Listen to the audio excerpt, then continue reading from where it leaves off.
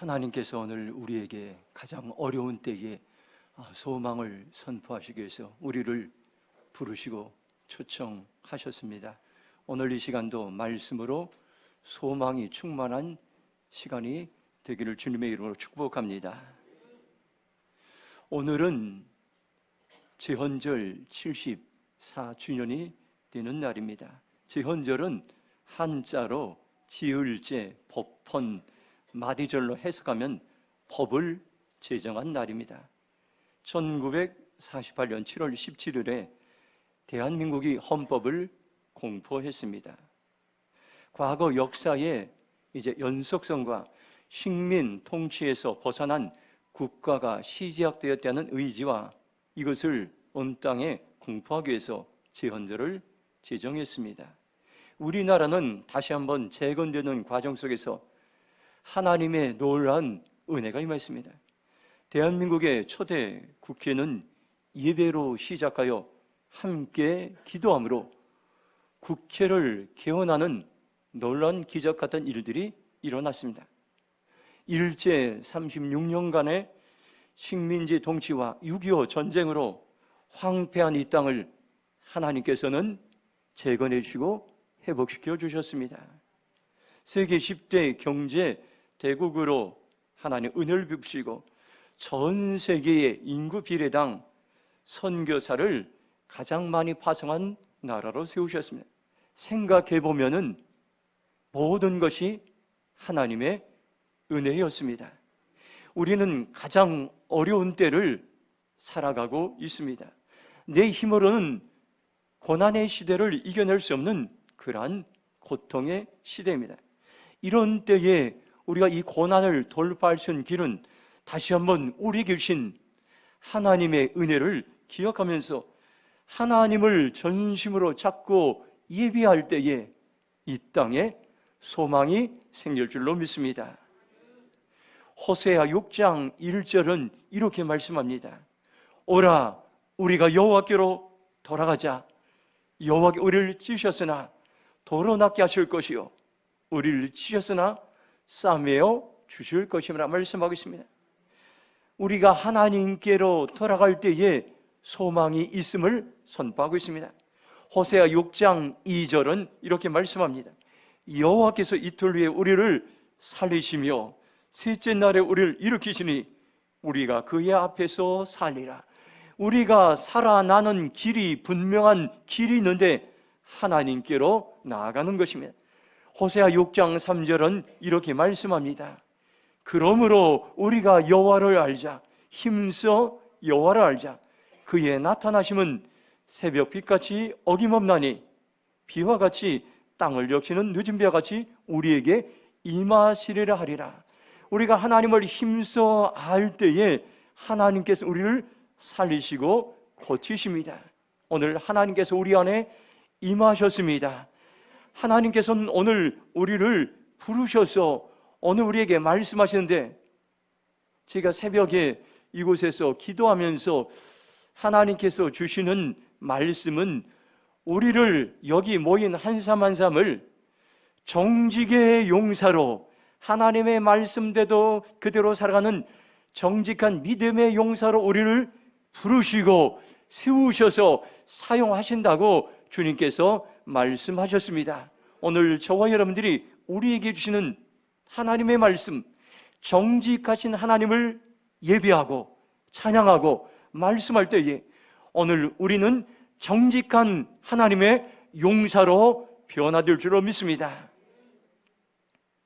저는 정직을 살아냈던 평생 잊지 못하는 그러한 경험이 25년 전에 있었습니다. 제가 개척교회를 송탄에서 섬기던 시절이었습니다. 가까운 거리에 안성의 사랑의 수양관이 건축되었습니다. 저는 매주 토요일마다 수양관의 기도실에 가서 설교를 준비하고 돌아오곤 했습니다. 그 장소가 저에겐 큰 힘이 되었습니다. 어느 날 수양관 로비에서 공중 전화를 걸고 수화기를 제자리에 내려놨는데 엄청난 돈이 쏟아져 내렸습니다. 그곳엔 아무도 보는 사람이 없었습니다. 그 순간 제가 여러 가지 생각이 들었습니다. 그 돈을 아무도 보지 못한 상황 속에서 내가 이것을 가져갈까? 아니면은 이제 그 직원에게 갖다 줄까? 여러 가지 이제 생각하는 건데 하나님께서 저에게 정직한 마음을 부어주셨습니다. 이것이 내 돈이 아님을 알고 사무실에 있는 직원에게 가서 사정을 이야기하고 그 돈을 가져다 주었습니다. 직원은 너무나 고마워했고 그 이후로 제가 수양관에 가면 그 직원은 저를 친절하게 대해 주었습니다. 오랜 세월이 지나도 제가 그곳에 가면 그 직원은 저를 VIP처럼 반가이 맞아주었습니다. 저는 그때 일을 평생 잊지 못합니다. 하나님은 어떤 하나님입니까요? 정직하신 하나님. 그 정직하신 하나님께서 오늘 저와 여러분에게 정직에 대한 하나님의 계획을 이 땅에 우리 개인을 향해, 우리 대림평화 교회를 향해 정직한 하나님의 교회를 풀어주시고 말씀하시고 보여주시길 원하십니다. 세상은 정직하지 않은 일들이 너무나도 많이 있습니다. 거짓말하고 속이는 일들이 판을 치며 이제 살아가는 사람들이 너무 많습니다. 정직하면 바보 취급을 당하는 경우도 많이 있습니다. 세상의 부정직한 모습은 교회의 모습들, 성도들의 모습들, 나의 모습들, 우리 안에 숨겨진 부정직한 모습들이 세상 지도자들의 모습인 것입니다.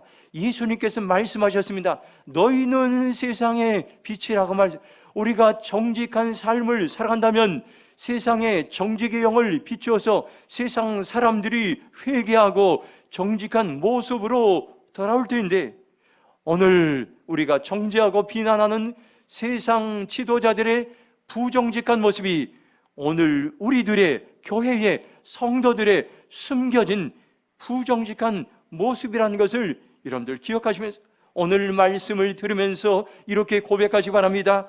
주여 나를 정직하게 하소서. 주여 우리 교회를 정직하게 하소서. 주여 우리나라를 정직하게 하소서. 고백할 때에 하나님은 반드시 우리를 정직한 사람으로 세우셔서 하나님께서는 이 땅에 정직의 용사로 우리를 사용해 주실 줄로 믿습니다. 신명기 6장 18절 말씀 한번 같이 읽도록 하겠습니다. 함께 읽겠습니다. 여호와께서 보시기에 정직하고 선량한 일을 행하라. 아멘. 첫 번째로 하나님은 정직을 기뻐하십니다. 하나님은 이스라엘 백성들의 십계명을 주시고 그 계명을 잘 순종할 수 있도록 말씀하셨습니다. 순종하는 백성들에게 복을 주시고 번성하신다고 약속하셨습니다. 신명기 6장 3절 보면 이렇게 말씀합니다. 이스라엘아 듣고 삼가 것을 행하라. 그리하면 내가 복을 받고 네 조상들의 하나님 여호와께서 내게 허락하신 것 같이 젖과 꿀이 흐르는 땅에서 내가 크게 번성하리라 말씀하겠습니다. 그리고 10절에 곧바로 불순종에 대한 경고의 말씀을 말씀하고 있습니다. 언제 불순종의 삶을 살게 됩니까? 신명기 6장 11절 말씀입니다. 네가 채우지 아니한 아름다운 물건이 가득한 집을 얻게 하시며 네가 파지 않은 물을 차지하게 하시며 네가 심지 않은 포도원과 감람나무를 차지하게 해서 네가 배불리 먹게 하실 때 하나님께 이스라엘의 가나안 땅에 들어 많은 은혜와 복을 주셔서 크고 아름다운 성읍을 얻게 하고 좋은 집을 얻게 하고 파놓은 우물을 얻게 하고 좋은 포도원과 올리브밭을 얻게 하고 마음껏 배불리 먹게 될 때에 그때에 이집트 땅에서 종살이 하던 집에서 이끌어내신 하나님의 은혜를 잊어버리고 불순종하고 교만하게 될 것이라고 경고하고 있습니다. 오늘 말씀은 어떻게 하면 하나님의 말씀에 잘 순종할 수 있을까? 어떻게 하나님의 말씀을 잘 명령에 지켜 행할 수 있을까? 분명한 영적인 처방전을 말씀하고 있습니다. 그것이 바로 하나님 앞에서 정직한 삶을 사는 것입니다. 18절에 보면 여호와께서 보시기에 정직하고 선량한 일을 행하라 말씀하겠습니다. 여러 성경의 번역을 보면 현대인의 성경은 여호와께서 보시기에 옳고 선한 일을 행합니다. 새번역 성경은 주님께서 보시는 앞에서 올바르고 선한 일을 하십시오. 메시지 성경은 옳은 일을 하십시오, 하나님 보시기에 선한 일을 행하십시오라고 번역하고 있습니다. 하나님의 눈으로 우리의 정직을 측정할 수가 있습니다. 저와 여러분들이 하나님 앞에 설 때 나는 정직한 사람인가 부정직한 사람인가 판단할 수 있습니다. 우리는 하나님 앞에서 날마다 정직을 훈련해야 되는 것입니다.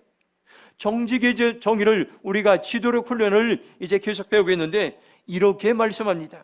세상을 변화시키는 지도자의 올바른 태도로서 하나님 앞에 어떤 것도 숨기지 않는 것이라고 이렇게 말씀하고 있습니다. 정직은 세상을 변화시키는 지도자의 올바른 태도요 덕목인 것입니다. 이것은 바로 하나님 앞에 어떤 것도 숨기지 않는 것이 정직의 출발점인 것입니다. 역대상 29장 17절 보면 이렇게 말씀합니다. 나의 하나님이여 주께서 마음을 감찰하시고 정직을 기뻐하신 줄을 내가 아나이다. 내가 정직한 마음으로 이 모든 것을 즐거이 드렸사오니 이제 내가 또 여기 있는 주의 백성 주께 자원하여 모든 것을 보니 심히 기쁘도소이다. 이렇게 말씀합니다. 하나님은 정직한 자를 기뻐하시고 정직한 마음에 기쁨을 부어주십니다. 우리가 살아가면서 여러 가지 느끼는 감정, 생각, 심지어는 고통까지도 하나님과 함께 나눌 때에 하나님은 기뻐하시고 그 마음에 기쁨을 부어주십니다. 제가 작년에 일이었습니다. 우리 교회에서 한 몇백 미터 떨어진 곳에 동네에 분리수거함 장소가 있습니다. 저는 그곳에 종종 들려서 우리 교회에서 분리수거한 재활용용품을 그곳에 갖다 주는 그러한 습관이 있습니다. 추운 겨울날이었습니다. 분리수거함에서 폐지를 줍고 허리가 등이 구부러져서 이제 폐지를 줍는 할머니가 계셨습니다. 문득 그분에게 우리 교회에서 그 당시에 이제 모은 OK 사랑 나눔 박스가 생각나서 그 할머니에게 잠시 있으라고 하고 제가 교회에 가서 그 사랑 나눔 박스를 가져다 드렸습니다. 저는 그 할머니가 누군지도 모르고 이름도 모르고 처음 보는 할머니고 그리고 그 순간 다 잊어버렸습니다. 그런데 그 할머니는 그때를 1년이 지나도 계속 기억하고 너무나 고마워하고 계셨습니다. 지난주에 우리 교회에서 이제 여선교에서 정석과 수교에서 이 지역의 어려운 이제 이웃들을 초청해서 삼계탕 대회를 했는데 그분도 초청되어서 오시게 됐어요. 그분은 그때 1년 전에 받은 OK 사랑 나눔 박스를 두고두고 기억하시면서 감사하는 그런 이야기를 한 적을 들었습니다. 그때 제 안에 하나님이 주시는 기쁨이 찾아왔습니다. 우리가 살아가면서 하나님께서 순간순간 말씀하실 때가 있습니다. 그때 우리가 하나님의 말씀을 듣고 믿음으로 반응할 때 이것이 정직한 사람의 모습이고 그때에 하나님 우리의 마음에 기쁨을 주십니다. 시편 140편 13절에 이렇게 말씀합니다. 진실로 의인들이 주의 이름에 감사하며 정직한 자들이 주의 앞에 살리이다. 이렇게 말씀하고 있습니다. 우리가 어떻게 하면 하나님 앞에서 정직하게 살아갈 수 있습니다. 첫 번째는 하나님을 경외하는 마음을 주시도록 오늘 우리는 기도했습니다. 하나님을 경외하는 마음을 가지기 위해서는 한 가지 분명한 사실, 코람되어 하나님 면전, 하나님 앞에서 사는 것입니다. 우리가 하나님 앞에 살 때 우리는 어떤 것도 숨길 수 없고 정직한 삶을 살 수 있습니다. 두 번째는 하나님을 알 때 정직하게 살아갈 수 있어요. 하나님은 어떤 하나님이 정직하신 하나님, 우리가 닮아갈 수 있는 정직한 하나님을 알 때에 그 하나님의 말씀을 우리의 심장에 새길 때, 묵상할 때 그 정직의 영이 우리의 심장, 우리의 생각, 우리의 마음에 들어와서 우리도 모르게 여러분 정직한 삶을 살아갈 수 있고 우리는 세상의 빛과 소금의 사명을 감당할 수 있습니다. 지금은 돌아가셨지만은 이제 옥하는 목사님이 이제 설교 제목이 평생 기억이 됩니다. 그분의 설교 제목 가운데 표준이 낮으면 망합니다라는 설교 제목이 있었습니다. 그리스도인들이 세상 사람들보다 표준이 높아야 된다는 것입니다. 도덕의 표준이 높아야 되고, 양심의 표준이 높아야 되고, 영적인 표준이 높아야 되고, 교회의 표준이 높아야 세상을 변화시킬 수 있다는 것입니다. 우리 그리스도인들이 먼저 거짓말을 하지 않고 죄악을 미워하고 하나님을 경외하고 정직하게 살아간다면 세상은 소망이 생길 것입니다. 세상은 정직한 모습으로 변화될 것입니다. 정직한 지도자들이 이 땅에 세워질 것입니다. 정직한 정부가 세워질 것입니다. 세상의 영역들이 정직한 모습으로 변화될 것입니다. 우리가 세상의 지도자들을 탓할 때가 참으로 많이 있습니다. 세상의 부정직한 지도자들의 모습이 오늘 교회에 숨겨진 모습들, 오늘 우리의 숨겨진 모습들, 영적인 현 주소임을 오늘 우리에게 말씀해 주겠습니다. 저와 여러분들이 오늘 결정하시 바랍니다. 주님, 제가 정직한 사람으로 살아가겠습니다. 우리가 정직한 삶을 살 때에 세상은 변화되고 바뀌고 재건되고 회복될 줄로 믿습니다. 세 번째는 우리가 빛 가운데로 행하는 법을 배울 때 우리는 정직하게 살아갈 수 있습니다. 여러분들, 우리가 빛 가운데 행할 때, 빛 대신 하나님께로 행할 때에 그 어둠이 물러가고 우리는 정직하게 살 수 있습니다. 마지막으로 네 번째는 성경대로 살려고 할 때에 정직하게 살 수 있습니다. 우린 정직해질 수, 하나님의 말씀대로 살려고 몸부림치는 것입니다. 말씀이 내 삶의 기준이고, 말씀이 내 삶의 철학이고, 말씀이 내 삶의 여러분들 표준이 될 때 우리는 정직하게 살아갈 수 있습니다. 우리가 정직하게 살아갈 때 세 가지로 점검해봐야, 하나님 앞에서 나는 정직한가? 나 스스로에게 정직한가? 다른 사람들과의 관계에서 정직한가? 특별히 나의 언어 생활에서 다른 사람들 관계에 정직한지 오늘 우리는 점검하면서 나의 정직의 수준을 우리는 체크할 수가 있습니다. 하나님은 정직한 자를 기뻐하십니다. 하나님이 지금도 찾으신 사람은 정직한 사람이다. 하나님은 정직한 사람을 세우셔서 세상을 변화시킬 줄로 믿습니다. 하나님은 정직한 자를 통해서 나라를 변화시킬 것입니다. 여러분들이 결정하시 바랍니다. 주님, 제가 정직한 삶을 살겠습니다. 결단하는 저와 여러분의 삶이 되길 주님의 이름으로 축복합니다. 두 번째, 신명기 6장 19절 말씀 함께 읽도록 하겠습니다. 그리하면 네가 복을 받고 그 땅에 들어가서 여호와께서 모든 대적을 네 앞에 쫓아내시겠다고 네 조상들에게 맹세하신 아름다운 땅을 차지하리니 여호와의 말씀과 같으니라. 아멘. 두 번째로, 하나님은 정직한 사람에게 복을 주십니다. 하나님이 정직한 사람에게 복을 주신다는 놀라운 약속의 말씀들이 성경에는 너무나도 많이 있습니다. 특별히 19절의 말씀에 그리하면 네가 복을 받으리라 말씀해 주겠습니다. 조상들에게 약속하신 좋은 땅에 들어가서 그 땅을 차지하고 하나님의 말씀대로 모든 원수들을 몰아낼 것이라고 약속의 말씀을 주셨습니다. 하나님은 지금도 정직한 사람에게 복을 주십니다. 복을 주신다는 말은 하는 일이 잘 되고 잘 살게 된다는 그런 말입니다. 신명기 6장 19절을 세번역 성경으로 보면 이렇게 말씀합니다. 그러면 당신들이 잘 되고 주님께서 당신들의 조상에게 맹세하신 저 좋은 땅에 들어가서 그곳을 차지하게 될 것이며, 주님께서 말씀하신 대로 당신들 앞에서 당신들의 모든 원수를 쫓아낼 수 있을 것입니다. 분명하게 약속하셨습니다. 하나님이 정직한 사람이 주시는 놀라운 약속의 말씀, 여러분들 심장에 새기시기 바랍니다. 하나님은 정직한 사람들의 인생을 책임지십니다. 정직이 세상을 돌파할 수 있는 경쟁력인 것입니다. 지금도 하나님은 정직한 사람들을 찾으셔서 복을 주시고 인생을 평탄하게 하시고 인생의 장애물들을 제거하시고 우리의 인생을 평탄하게 하실 것입니다. 하나님은 이 약속의 말씀을 반드시 이룰 것이라 말씀하십니다. 열왕기하 18장 3절에 보면 이렇게 말씀합니다. 히스기야가 그의 조상의 다윗의 모든 행위와 같이 여호와께서 보시기에 정직하게 행하였다고 말씀하고 있습니다. 히스기야는 조상 다윗이 걸어간 그 길을 본받아서 하나님이 보시기에 정직하게 행했습니다. 하나님 보시기에 올바른 일을 행했습니다.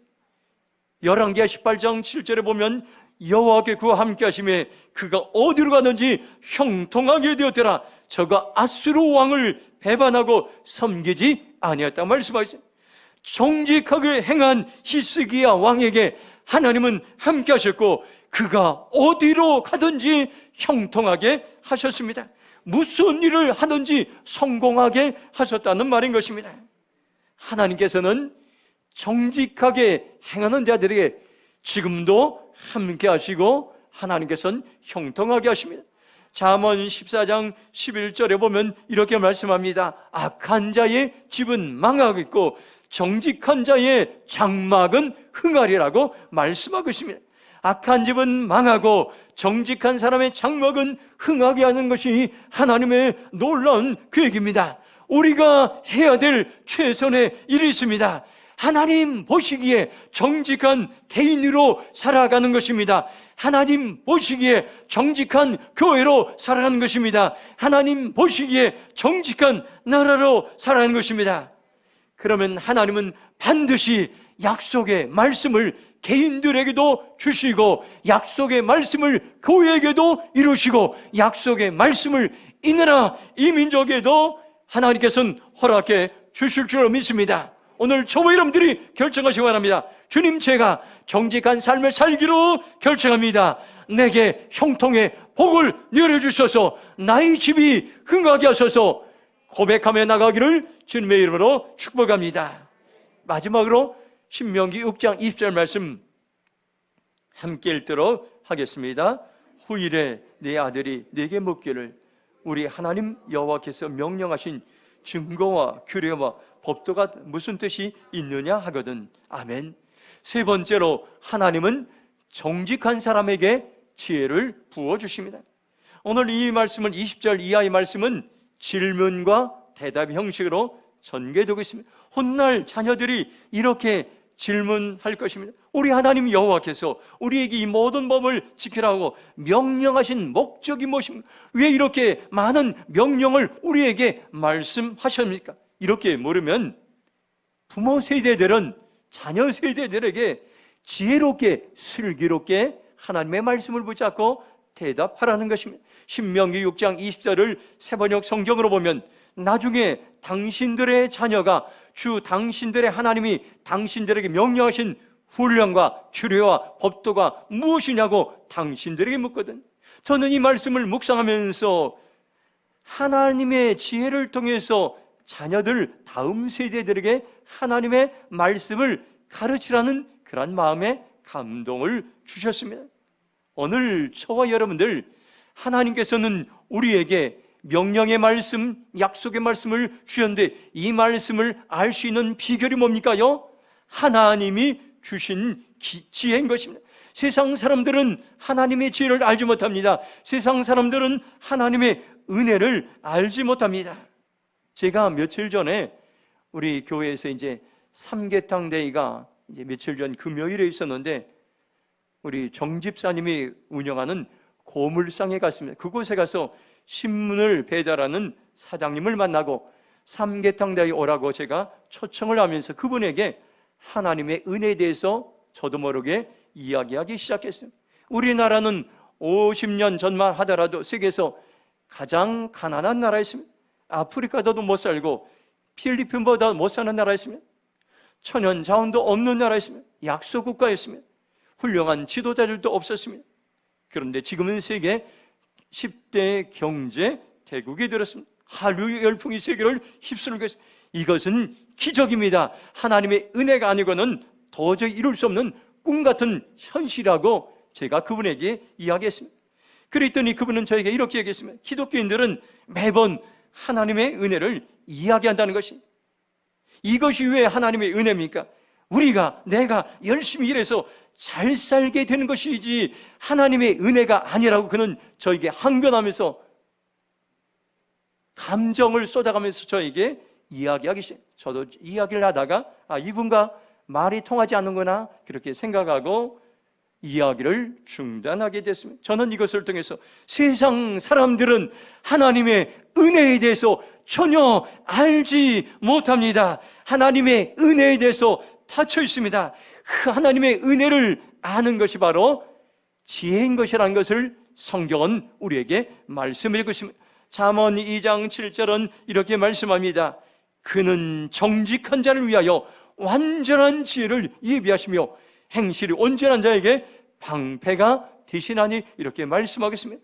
하나님은 정직한 자에게 완전한 지혜를 주시는데, 세번역 성경을 보면 완전한 지혜는 분별하는 지혜, 메시지 성경에는 상식의 복이라고 말씀하겠습니다. 하나님께서는 세상의 모든 것을 분별할 수 있는 그때마다 정직한 자에게 지혜의 영을 부어주시고, 정직한 자에게 방패가 되시고 보호하시고, 주님께서 우리를 지켜준다고 우리에게 말씀해 주고 있습니다. 야고보서 1장 5절 보면 이렇게 말씀합니다. 너희 중에 누구든지 지혜가 부족하거든 모든 사람에게 후히 주시고 꾸짖지 아니하신 하나님께 구하라, 그리하면 주시라고 말씀하고 있습니다. 하나님은 제게 이런 확신을 주셨습니다. 만일 내가 정직한 삶을 산다면 정직한 사람들에게 지혜를 구하라고 말씀하셨는데, 이 약속의 말씀을 확신하고 믿음으로 하나님께 구하라는 것입니다. 고난을 돌파할 수 있는 지혜를 주실 때까지 부르짖어 기도하라는 것입니다. 문제를 해결할 수 있는 지혜를 줄 때까지 하나님께 부르짖어 기도하라는 것입니다. 하나님은 지혜가 부족한 자에게 후히 주시고 꾸짖지 아니하신 전능하신 하나님, 하나님은 정직한 사람에게 지혜를 구할 당당한 권리를 주셨다고 성경은 우리에게 말씀하고 있습니다. 저와 여러분들이 지금이 정직한 사람에게 주시는 지혜를 구할 때이고, 하나님의 주신 지혜를 훈련할 때인 것입니다.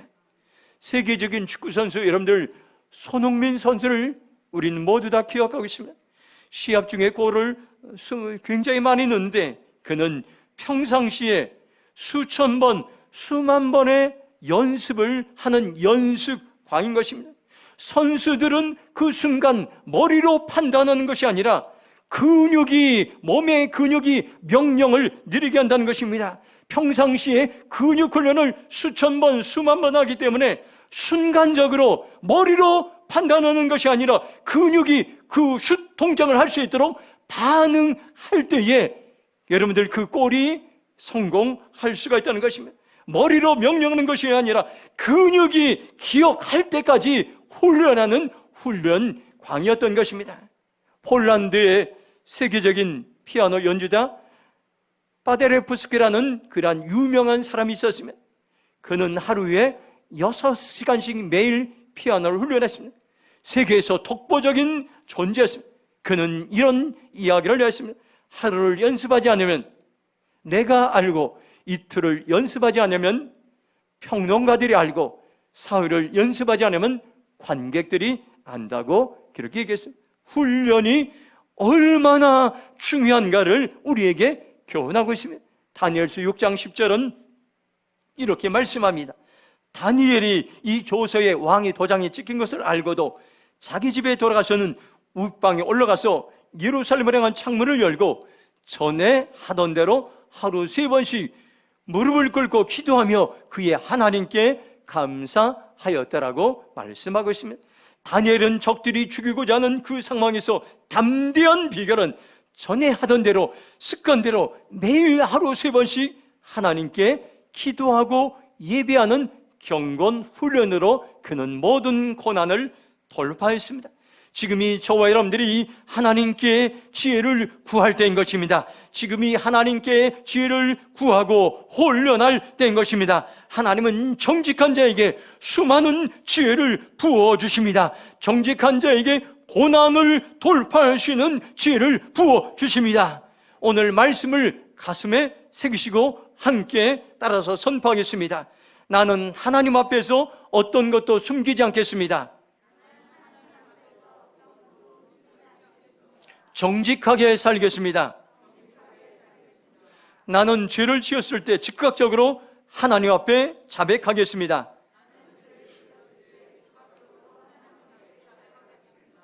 나는 하나님을 경외하는 마음으로 코람데오의 삶을 살겠습니다.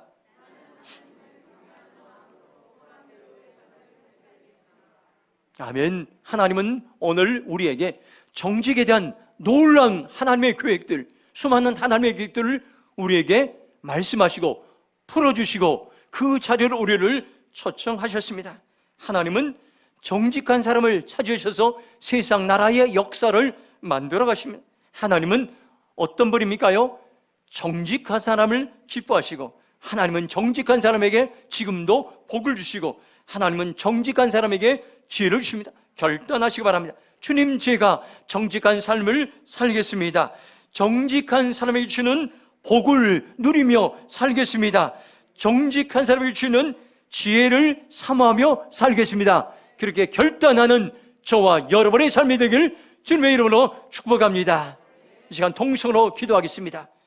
오늘 하나님 우리에게 말씀하셨습니다. 하나님은 지금도 정직한 사람을 찾고 있습니다. 정직의 용사들을 찾고 있습니다. 세상을 변화시키는 사람은 정직한 믿음의 성도들, 정직한 교회라고 주님께서 말씀하고 있습니다. 하나님 우리에게 다시 한번 정직의 영을 불어주시옵소서. 나에게 정직의 영을 불어주시옵소서. 교회에 정직의 영을 불어주시옵소서. 이 땅 가운데 정직의 영을 불어주시옵소서. 주의 일체로 동성으로 기도하며 나가겠습니다. 주여, 아버지 하나님 감사합니다. 오늘 우리가 아버지의 정직한 삶을 살아내기로 결정합니다. 아버지 하나님, 우리가 체인저 리더십 아버지 배가 운동을 하면서 정직의 지도력을 훈련합니다. 정직한 믿음의 용사들이 일어날지어다. 대림평화교회 가운데 정직의 영을 부어주는 찬양합니다. 정직한 용사들이 일어날지어다. 대림동을 세우는 정직한 믿음의 용사들이 일어날지어다. 나라와 민족을 쓸 정직한 믿음의 용사들이 일어날 것을 선포합니다. 열방과 지구체를 세울 정직한 믿음의 용사들이 일어날 것을 선포합니다. 정직의 영을 부어주시옵소서. 정직의 영을 부어주시옵소서. 양심이 정직하게 하시고, 마음이 정직하게 하시고, 생각이 정직하게 하시고, 행동이 정직하게 하시고, 정직한 삶으로 우리를 변화시켜 주시옵소서. 하나님 감사합니다.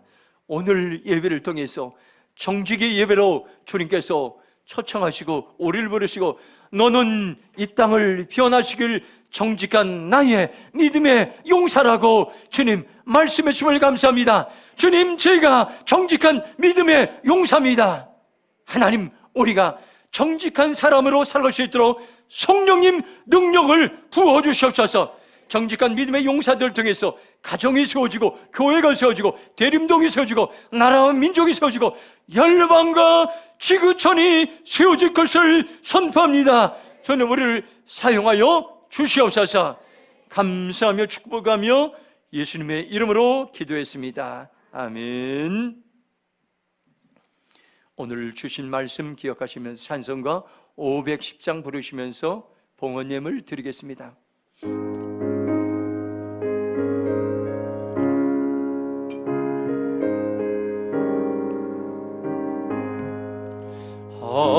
하나님의 진리 등대 길이 빛나니 우리들 또 등대되어 주의 사랑 비추세. 우리 작은 불을 켜서 험한 밤나 비추세. 빠져 헤매느니 건져내어서 죄의 밤은 깊어가고 별 설렌도 어디 불빛 없는 거고 찬물이 많구나. 우리 작은 불을 켜서 험한 밤나 비추세. 물에 빠져 헤매느니 건져내어 살리세. 너의 불도 두어라 거친 바나미처럼 빛을 찾아 헤매느니 생명선의 거절한 우리 작은 불을 켜서 험한 바나미 주세 물에 빠져 헤매느니 건져내어서 리세. 모두 일어나셔서 봉헌찬송 633장을 하나님께 올려드립니다. 나의 하나님 받으소서 주께 드리는 이 예물 소리 높여 감사로 주께 드리네. 아멘.